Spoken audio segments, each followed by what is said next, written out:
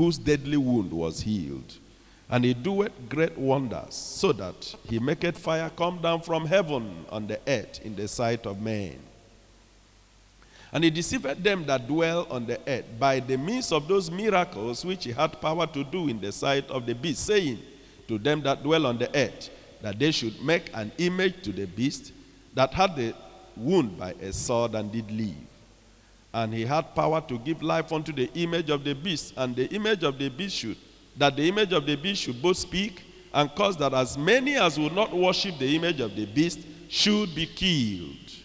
And he causeth all, both small and great, rich and poor, free and enslaved, to receive a mark in their right hand or in their foreheads, and that no man might buy or sell except he that has the mark, or the name of the beast, or the number of his name. Here is wisdom. Let him that has understanding count the number of the beast, for it is the number of a man, and his number is 666.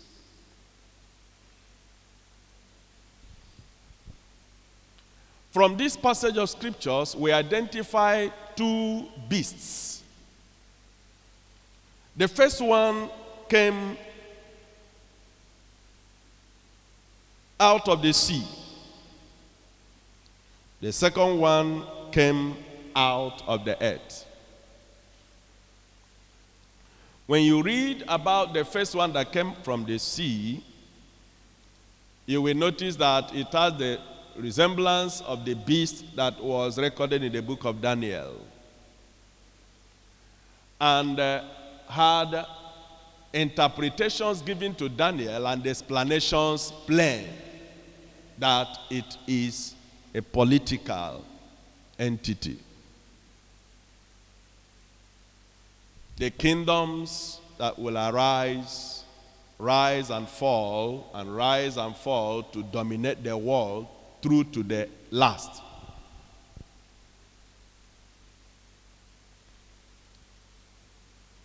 Here we see that beast having 7 heads and 10 horns. We don't want to go into the exegesis and the in-depth study of the beast and all the things about it. We know that theologians and Bible scholars agree that that last beast is the revived Roman Empire. The 10 toes of the image of Nebuchadnezzar. The head of gold was the Babylonian Empire. The chest of silver was the Medo-Persian Empire. The abdomen of iron was the Grecian Empire. And then the thing divided into the legs and ended with 10 toes. And it is partly iron and partly clay. That is the Roman Empire. But when the revelations were given to Daniel in the form of beasts,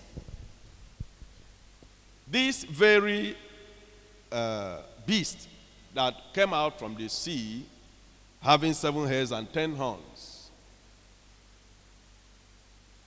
is still talking about that Roman Empire.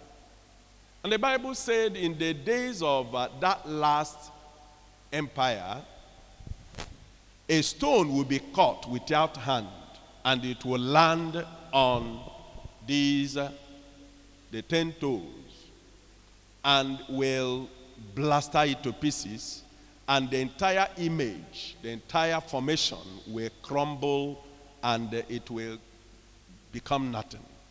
Then that stone will now grow and fill the whole earth. And he also gave the interpretation in the book of Daniel, how that the Ancient of Days will now take over the kingdom, and it will just fill the whole earth with his presence, and that kingdom will be an everlasting one. It will no longer pass on to any other dynasty. It will no longer pass on to any other person. Now,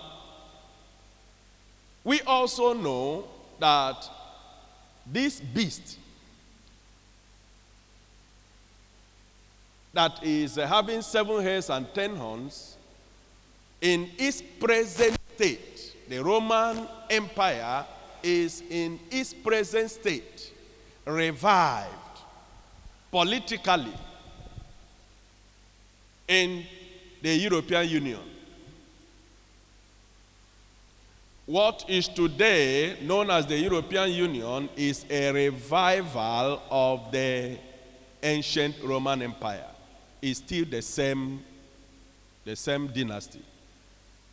It's the same world authority of the very last one.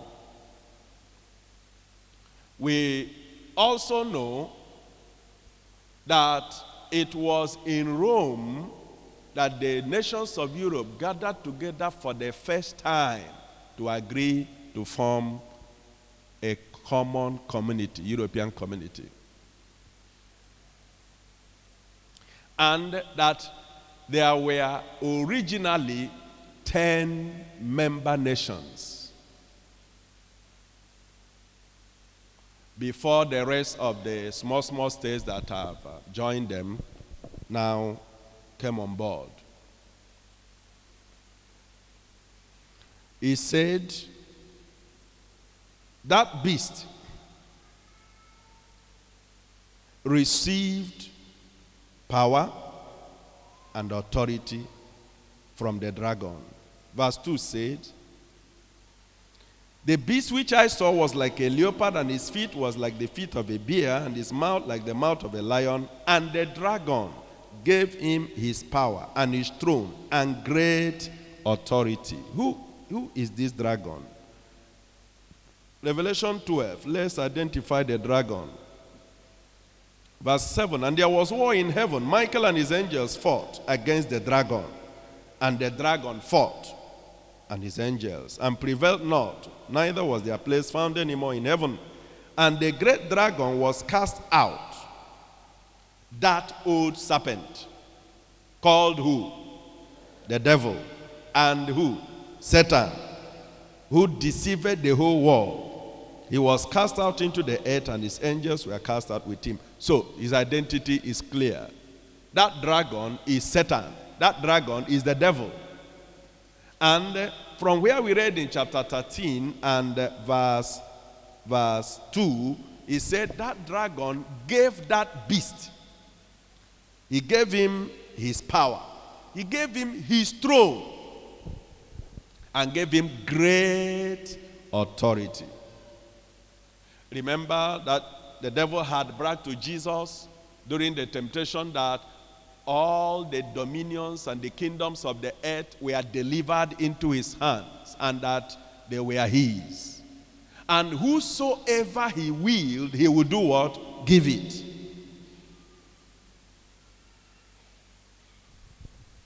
So that authority, that dominion, that power, that throne of Satan over the world was handed over to that beast, that kingdom.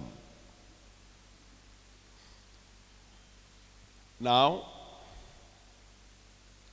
the second beast, in verse 11, I looked, and behold, another beast coming out of the earth, and he had 2 horns like a lamb, and he spoke like a dragon. He has a deceitful look and mien, like a lamb. But he spoke like a dragon. And he exercised all the power of the first beast before him, and caused the earth and them that dwell on it to worship the first beast, whose deadly wound was healed. So we see 2 personalities or 2 entities. The one political and the other religious. Verse 13, he says, he doeth great wonders, maketh fire come down from heaven on the earth in the sight of men, and deceiveth them that dwell on the earth by means of those miracles. That's religious. those miracles that he has power to do in the sight of the beast, saying to them that dwell on the earth that they should make an image to the beast that had the wound by the sword and did live. So these are two entities. One is political, the other is religious. Two of them in combination now subjugated the whole earth. He said,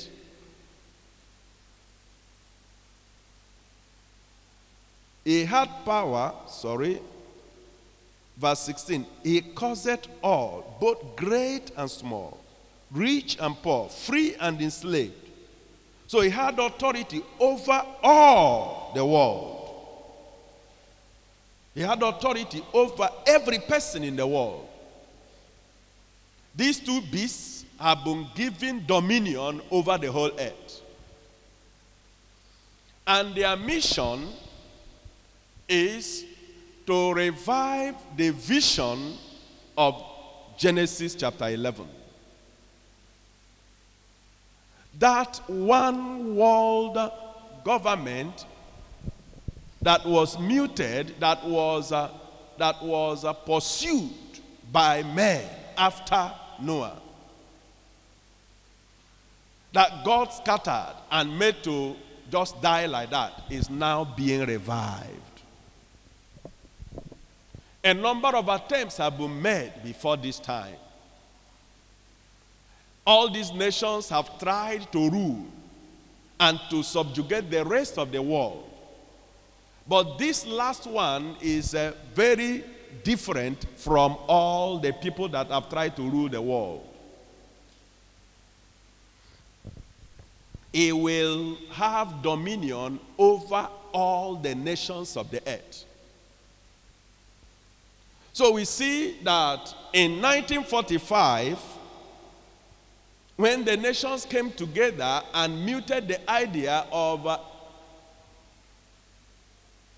uniting to form a force against the axis of evil, they were actually uniting under the auspices of the dragon, under the auspices of Satan, to get the whole world together against the Lord and his anointed. That's what in occultic parlance they call the axis of evil. The people that have served the devil in some level know that when they want to talk about Jesus, they call him the evil one. There in the occult world, good is evil and evil is good. Somebody may want to ask, how is it that all these goodly people that came together are talking about evil and they mean God? When you look at the credentials of the people that formed the United Nations, when you look at dig out their details, you will discover that every one of them was either a founder of one occultic society or the other, or a high-ranking member of one. Not one of them was a Christian, even though outwardly many of them professed to be Christians.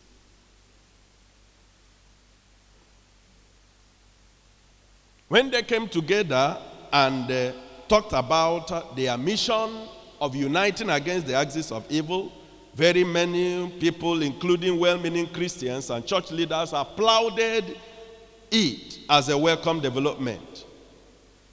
But when you go by the programs that they roll out for the benefit of the whole world, when you look at what the United Nations is outwardly doing, manifestly doing for the well-being of human beings in the world, you may be tempted to agree with what they are talking about outwardly, that it is actually for good. But a careful look into the aims, into the objectives, into the charter and the constitution of the United Nations, a careful look into their activities reveals the United Nations as that satanic agent that has been raised at the nick of time to usher in that beast, to make the world, to produce that beast, to make the world accept that beast, because the time has been fulfilled. All the founding fathers of the United Nations, we have been told, were high-ranking occultic henchmen or members. Most of them were the movers of the organization, had direct satanic agencies under them. Some of them were satanic incarnates or disciples of satanic incarnates.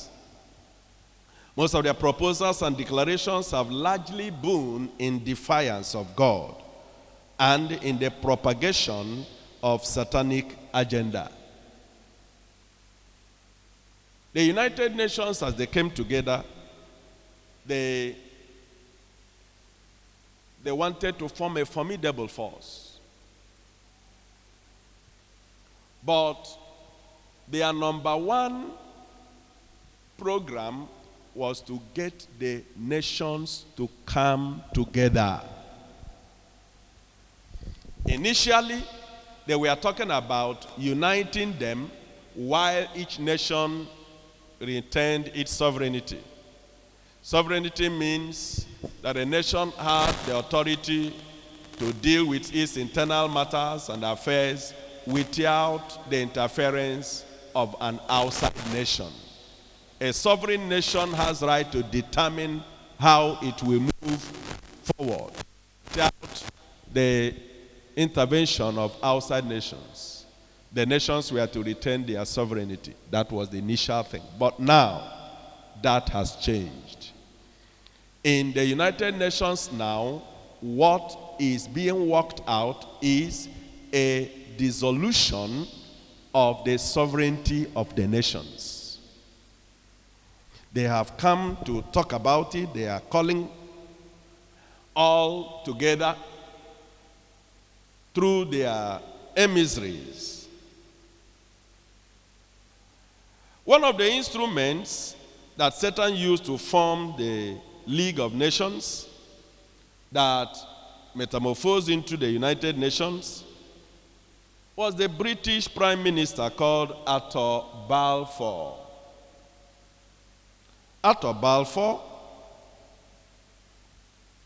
was the president of an occultic society called the Society for Psychic Research. He was their president. He was the founder. The president of that group. He also founded another group called the Synthetic Society, another occult group. Arthur Balfour. Outwardly, at that early time, he looked like a Christian, a prime minister of Great Britain. That was during the formation of the League of Nations. In that his synthetic society, he had the sole goal that was written down to create a one world religion. They had formed the League of Nations that was to get a one world government. Now he formed a group called the Synthetic Society, an occult group that was saddled with the responsibility of forming a one world religion. That was Arthur Balfour, a politician, now running a group that had that goal. he joined forces with one Frederick Myers, another henchman of the Society for Psychic Research, to create the preamble of all religions. This is the framework on which the United Religions Organizations that we have today stands. Remember, Revelation 13 talks about two beasts, one political, the other religious. So, the United Nations coming together is to give the world that political beast, that one world political leader. While the United Religions Organization, that is already a reality now, as at 1920-22, when after Balfour formed this synthetic society, it was something to be pursued, but now it's already a reality. The United Religions Organization, URO, which is an integral part of the United Nations, is headed by Reverend Moon, the elder brother of Kim Ban-moon, the Secretary General of the United Nations. The younger brother is in charge of the United Nations. He is in charge of the United Religions Organization. This Reverend Moon was the founder, or is the founder, of an occult religious movement called Peace Movement. I don't know how many of you know about the Peace Movement. The Peace Movement, when somebody wants to be a member, you just come and give your credentials, just give your name, and they will take that name to their international headquarters. And after some time, it may take months, it may take years, then a detail of the person's life, what he was going to see and meet, what he was going to be, and what he was going to pass through till he died, will be written down for him.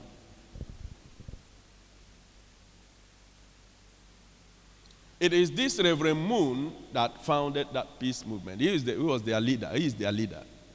And today, he is the facilitator and the coordinator of the United Religions Organization.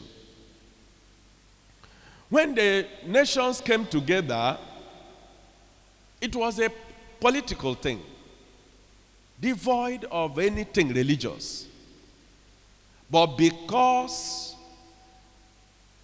the word of God cannot lie, the thing eventually now shot into a branch, and they went religious.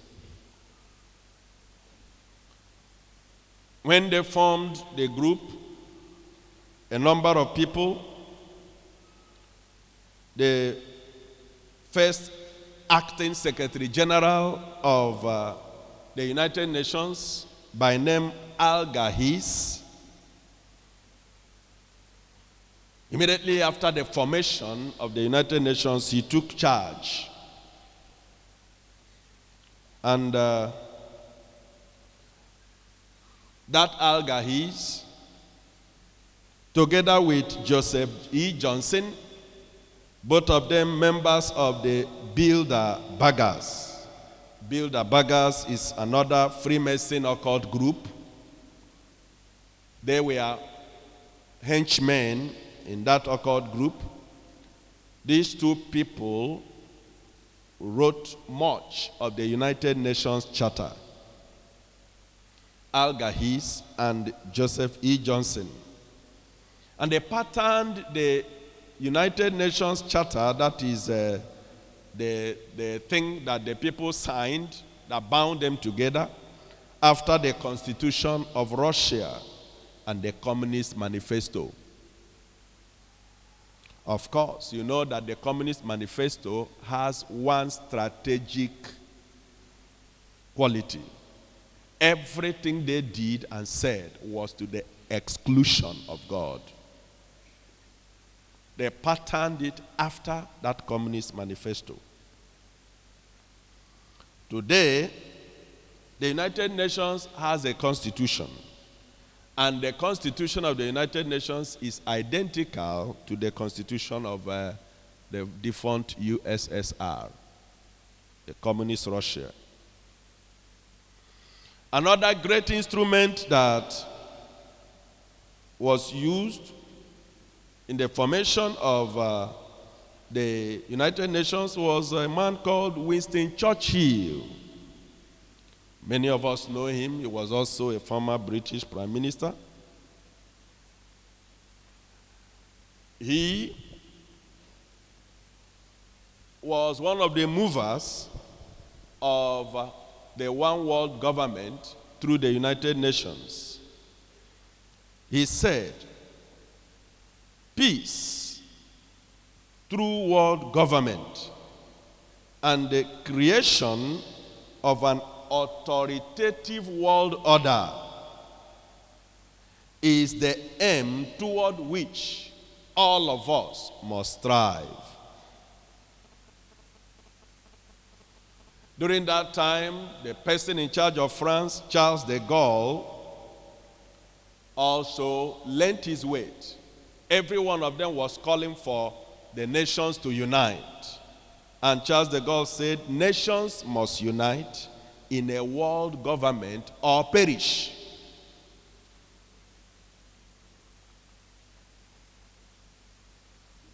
Another official of the United Nations, known as Tryggve, Tryggve,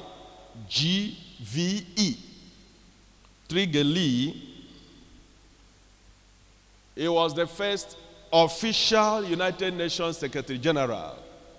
Al-Gahiz was just an acting Secretary General. He drafted the charter and all that, and after it was ratified, Tryggve took over. He himself was a communist, an atheist from Norway. After him, another person, Dag Hammarskjöld from Sweden, took over, the second United Nations Secretary General. He was also a socialist.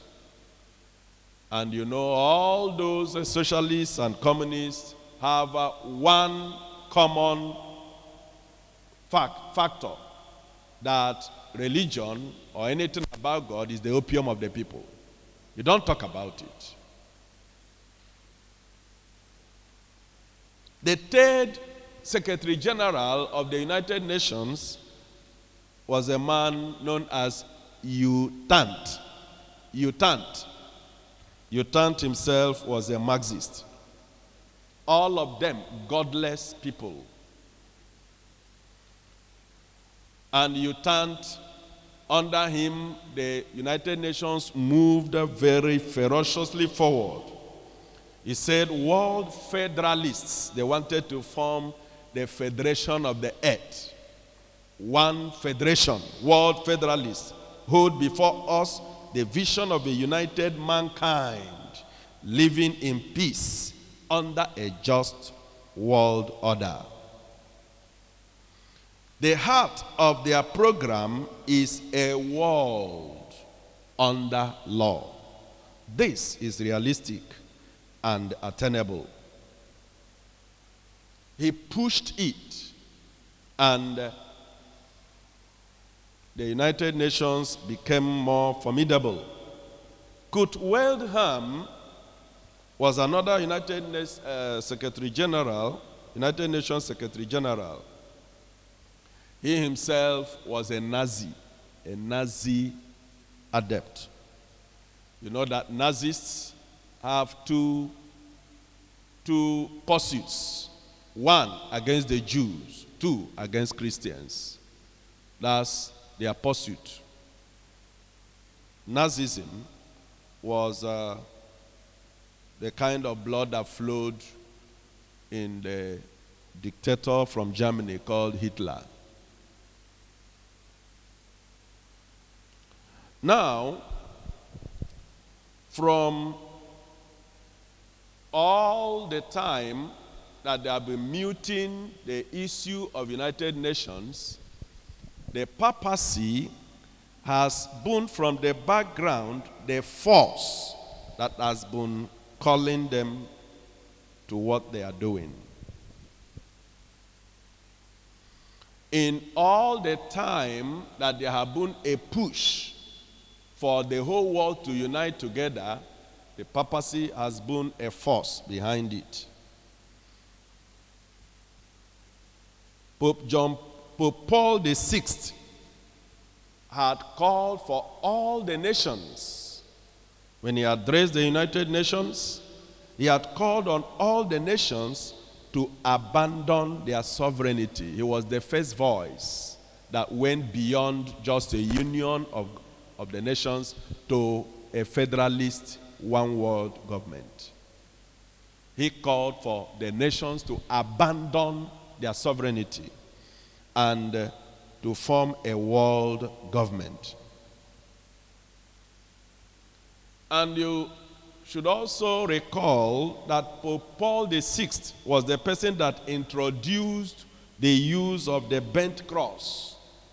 The cross that is bent with a twisted image of Christ hanging on it, which the popes use till today.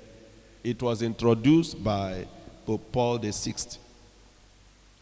That bent cross is a symbol that was used by Satanists in the 6th century. And in the Middle Ages, it was used by black magicians and sorcerers to represent the mark of the beast.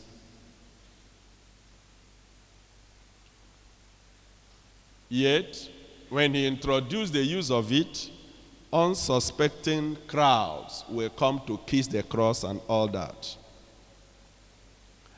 Not only himself, all his successors after him have been carrying that cross that represents the mark of the beast as used by black magicians some hundreds of years before him.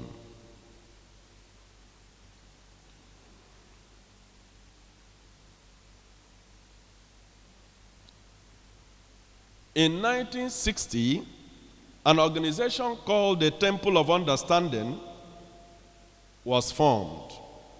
It was formed by one Juliet Hollister. And this was now the practical realization of the vision of the British Prime Minister to get all the religions to come together. Juliet Hollister formed the Temple of Understanding, and it has the singular goal of promoting understanding between religions on the basis of the oneness of the human family and creating a spiritual united nations. It has members across the globe. This Temple of Understanding, Utant was a member, the Secretary General of the United Nations then. Eleanor Roosevelt of U.S. was a member. Thomas Merton was a member. Jawaharlal Nehru was a member. Anwar Sadat was a member. Radhakrishna was a member. And this Temple of Understanding established its headquarters in the Cathedral of St. John the Divine in New York, a Roman Catholic cathedral. That was where their headquarters was located, inside the premises of St. John Divine. St. John Divine is reputed as the cathedral there is reputed as the largest cathedral in the world. St. John Divine. Inside the cathedral, there is the image of a female Christ. It is inside this cathedral, or that the bishopric of St. John Divine, that the most vocal calls have been made for the ordination of homosexual bishops. Several very strange and things that are controversial have been credited to St. John the Divine, the cathedral, and the bishopric there. This Temple of Understanding has a worldwide followership. They have active chapters in India, in UK, in Africa, in Latin America, in Asia, in the Middle East, and all that. These are various organizations that have been springing up, occultic, satanic, and have all been lending their weights toward this goal, remembering that the beast that arose, the dragon, gave him his power. There was this president of USSR that was instrumental to the fall of communist Russia. President Mikhail Gorbachev. By the time he left power, he established a foundation known as the New Age Gorbachev Foundation in New York, and he is specifically pursuing an agenda known as the New World Order.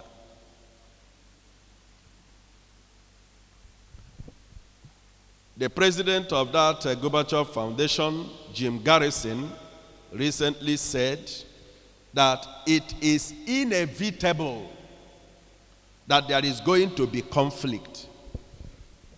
Said it is inevitable there's going to be coercion and then consensus.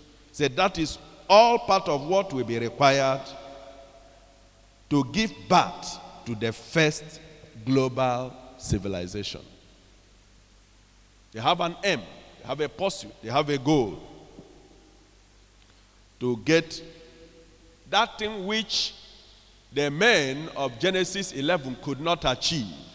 That is what they want to achieve now. The first global civilization under one leadership. A one-time World Court Justice, Philip Jessup, has recently joined his colleagues in calling for the dismantling of the sovereignty of nations. And he said, I agree that national sovereignty is the root of the evil.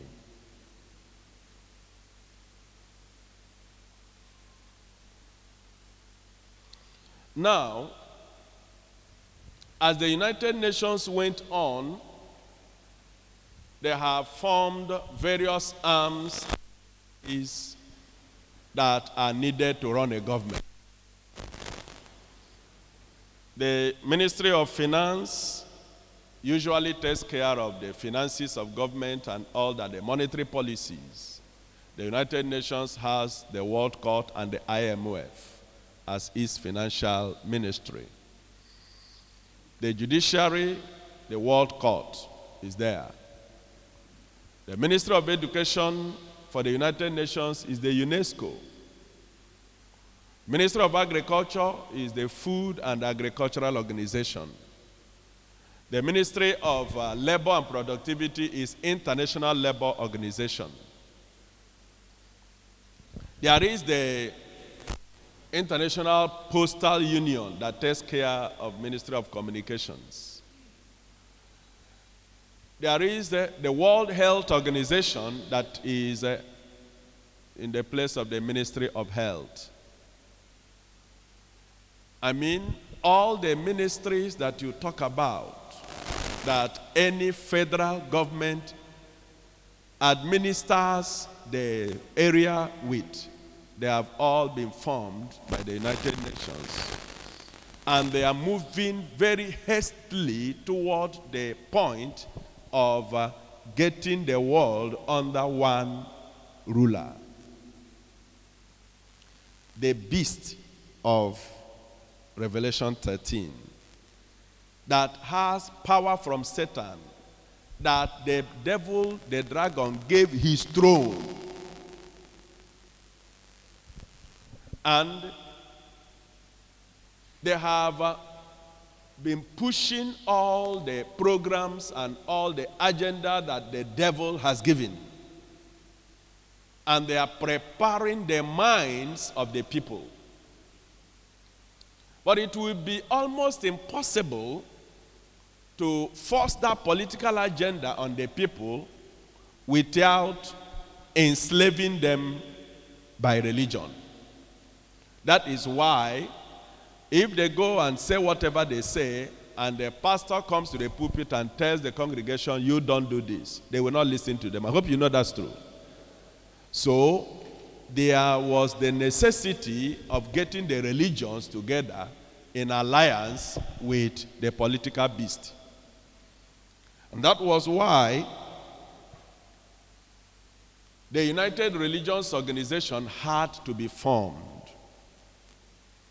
And today, in the headquarters secretariat of the United Nations, there is a wing for the United Religions Organization. The United Nations Secretariat has a chapel. It was established by the Swedish Secretary General, Hag Damaskov. And that chapel or prayer room has the shape of a trapezoid. A trapezium is a many-sided object, usually having more than 3 sides. And it was shaped. Even the altar that is on it is also in the shape of a trapezoid. That shape of the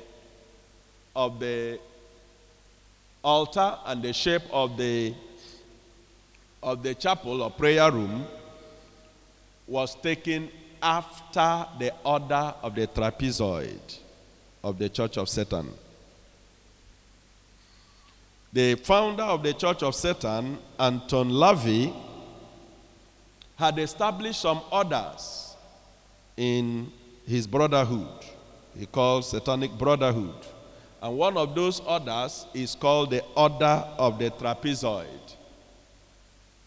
He often refers to the occultic principle known as the law of the trapezoid.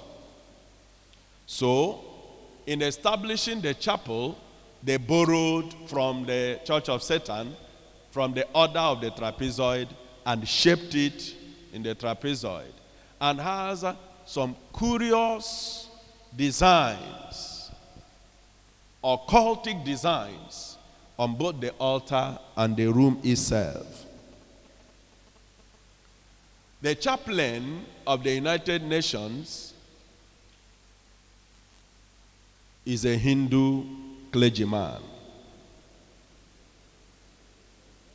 He is there now taking charge of the chaplaincy within the United Nations organization.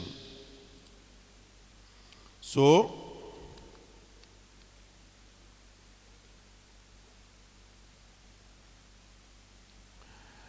the issue of controlling the world, the religions, and the youths, and education is given to a man known as Robert Mueller. Robert Mueller is the Chancellor of the United Nations University of Peace. That university is found in Costa Rica. There is also another university of the United Nations, UNU, with headquarters in Tokyo, Japan, having 12 campuses, 14 campuses in 12 countries. There, they are training the people, producing the lights, the people that will take charge of the world order, the academicians. This Robert Mueller is the chancellor of that United Nations University for Peace. And he is also the person that is charged with the development of the curriculum for the world schools. He is running model schools himself. He has established more than 30 of them, from where all the other schools of the world will be patterned. He drew the curriculum for the New Age schools. It is called the World Core Curriculum. That curriculum has been adopted by the member nations of the United Nations. In recent times, Nigeria began to try to enforce it. Part of that curriculum is the sex education that has been controversial. Part of that curriculum is the civic education that is compulsory. Sex education is compulsory, civic education is compulsory. In all the nations. And it was developed by Robert Mueller and adopted by the United Nations, the educational arm of it, the UNESCO, to be enforced throughout the whole world. There,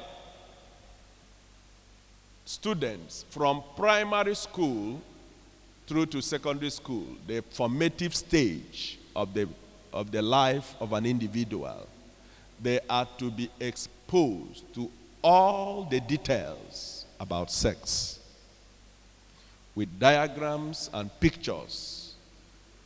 They are to be given various pieces of information on how to enjoy sex, the different kinds, whether it is masturbation, whether it is homosexual activity or lesbian, the activities of lesbians, or the formal, normal sex between a man and a woman, the various ways it is enjoyed, the various structures and things that you find in the body of a woman, the sensitive areas, that all the details are to be given them.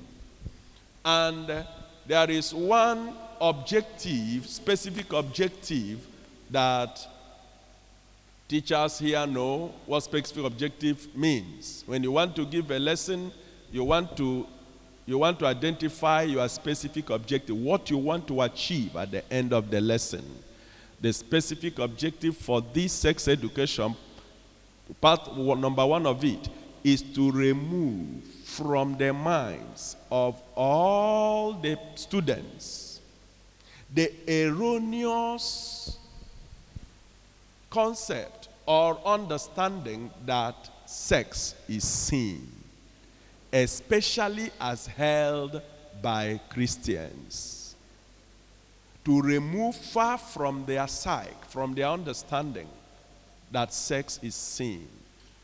It was when I read this thing that I now recalled what I saw when I visited Europe, I think for the second time, in the company of Pastor John Mado. We met a young man in Ukraine, and we were ministering to him. We talked to a point, he said we should stop. He said we should stop. That there in Nigeria, that is where we call sex sin. He said here in Europe, we call it sports. So don't talk to me. Here, for us, sex is sports. But for you there in Nigeria, it is sin. The United Nations organ for education has developed that curriculum. Initially, they had prescribed that the earliest age a child should be brought to school should be 6 years. But now, they have brought it down to 3 years. That you can take your child to school at the age of 3. Now, part of the specific objective is to remove from the child the family values and traditions. So if you leave him till the age of 6, he may still have gotten some things he will not be able to knock out. So they have brought it down to 3. So at the age of 3, you take your child to school and leave him in the hand of teachers who have been tutored how to out of his head and heart all the family values and traditions. So if there is anything you have told him, the fear of God and all that, by the time he comes to school, he will be indoctrinated. The specific objective of civic education is to make the child know that his parents should not have dominion over him. Is to make the child know that he has equal rights with his parents, and that he has the fundamental right not to be abused. In civic education, which they have brought down now, that from the age of 3, you begin to tell them their rights. You begin to let them know that the parent has no right to tell them what to do. That they reserve the right to choose to live their lives. And if their parents want to force their own ideas on them, that they have the right to reject. And if they spank them, if they scold them, if they flog them, they give them the number to call. To call police, and they will get the father or mother arrested. In all the so-called developed world where they have taken this curriculum full bore and implemented, that is what is happening there. You cannot tell your child what to do and enforce it. No. It is, if he takes it, good. If he doesn't, you just play. Oh, you can't enforce it. Last year, by either October or November, a sister had brought her daughter from Italy. And, they are permanent residents, if not citizens there. She had brought her daughter for education here in Lodges and was running the preliminary things of settling the child here. While she was here with us, she had a call that she should return to Italy immediately. What was the problem? Her other children had been whisked away by the police. What happened? These children went to school, and their teacher was asking the last born whether the parents flogged them. Our daughter said yes, when we misbehave, Daddy flogs us. The teacher called police. And they went to the man and instituted a case. And they thought it was a joke. By the time they could open their eyes and close it,